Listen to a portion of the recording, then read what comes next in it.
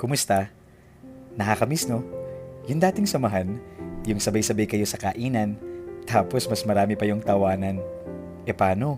Hindi mawawala si Bully, si Binubuli, si Palabiro, si Seryoso, si Matalino, si Tahimik, si Matakaw, at ikaw. Pero magkakaiba man, pag-ibig pa rin ang nangingibabaw. Kung pwede lang sanang hanggang sa huli sama-sama. Pero, bakit kaya ganun? Mapapatanong ka na lang isang araw, saan na nga ba napunta ang barkada? Parang isa-isa nang nawawala.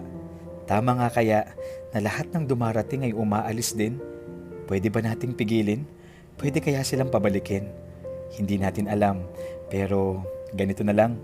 Ingatan kung sino pa ang mananatili hanggang sa huli at isama sa panalangin ng ibang hindi mo na makakatabi.